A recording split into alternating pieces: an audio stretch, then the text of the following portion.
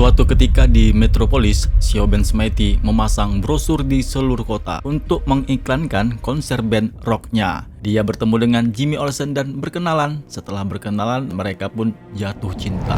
Dan Xiaoben pun akhirnya mengungkapkan bahwa dia adalah Silver Banshee. Nah, untuk menunjukkan pemahamannya, Jimmy Olsen mengungkapkan kepada Xiaoben bahwa dia dulu pernah berubah menjadi berbagai jenis makhluk aneh seperti kura-kura, monyet, dan bahkan seekor landak. Hubungan mereka berjalan sampai di pagi hari ini, di mana ketika saat itu Grave secara paksa mengubah kekuatan Banshee dan mengancamnya untuk menyerang Superman agar tidak membunuh semua orang yang dia cintai, termasuk kekasihnya yaitu Jimmy Olsen. Nah, saat inilah di mana Jimmy Olsen yang baru saja mengakui bahwa dia menyukai Silver Banshee tepat di hadapan Superman, Lois, dan kerumunan orang yang ketakutan. Bagaimanapun juga, Banshee masih merasa harus menyerang Superman dan Lex Luthor yang telah mendengarkan pertarungan dari sel penjaranya di Pulau Stryker. Setuju untuk menemukan cara untuk membantu Superman melumpuhkan Banshee tanpa membunuhnya. Eksperimen Grave telah menyebabkan kekuatan Banshee menjadi tidak stabil. Hal itulah sebabnya pasukan tentara dari Super Corp datang untuk membantu Superman dengan memberinya meriam hipersonik, senjata khusus yang dapat menetralisir teriakan Banshee. Karena Superman tidak ingin menyebabkan kerusakan parah pada Banshee, meremukkan senjatanya, tetapi tetap menjaga penekan hipersoniknya tetap utuh, dan Jimmy Olsen meminta Superman untuk ikut bersamanya, berpikir bahwa dia bisa berunding dengan Silver Banshee. Superman dan Jimmy Olsen pun yang telah dilengkapi dengan jetpack Super Corp mencapai Silver Banshee yang telah terbang tinggi ke langit Metropolis untuk menghindari melukai siapapun dengan teriakannya. Jimmy pun berhasil menunjukkan sifatnya yang lebih baik dan meyakinkan Silver Banshee untuk berteriak sekeras yang bisa dia lakukan, dan Superman pun menggunakan penekan hipersonik untuk memutuskan koneksi Banshee ke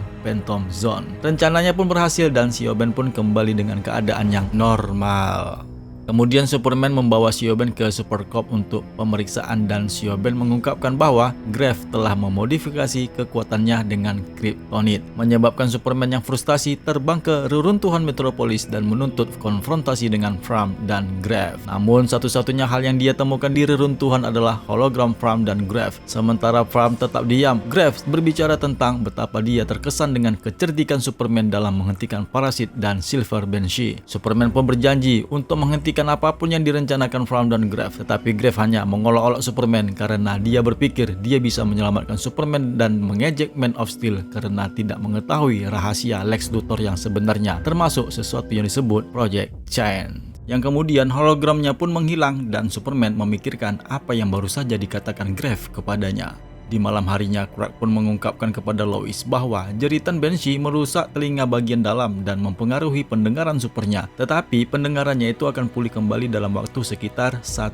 hari. Superman juga berbicara dengan petugas pembebasan bersyarat Banshee dan mereka setuju untuk membatalkan tuntutan terhadapnya dengan syarat Banshee melakukan pelayanan masyarakat, sementara Supercorp telah mengurus perbaikan dan kerusakan properti. Sayangnya sampai sekarang Superman belum mengetahui di mana lokasi Dr. Fram dan Grave bersembunyi atau apa yang sedang mereka rencanakan nantinya. Nah, di saat itu Marilyn Moonlight menyaksikan Metropolis dari langit malam. Clark mengaku kepada Lois bahwa dia masih ingin mempercayai si Lex Luthor yang berusaha untuk menjadi yang lebih baik tapi sayangnya dia tahu Lex sekarang ini mungkin saja masih berbohong kepadanya. Lois pun mengatakan bahwa salah satu hal yang dia sukai dari Clark adalah kemampuannya untuk melihat yang terbaik dari setiap orang. Tetapi saat ini Lex belum melakukan apapun untuk membuktikan dirinya dapat dipercaya. Namun untuk saat ini Clark dan Lois memutuskan untuk mengesampingkan kekhawatiran tersebut dan menikmati kencan ganda mereka bersama Jimmy dan Xiaoben, di mana pada saat itu Xiaoben bersama bandnya perform di sebuah restoran tempat mereka sedang makan malam.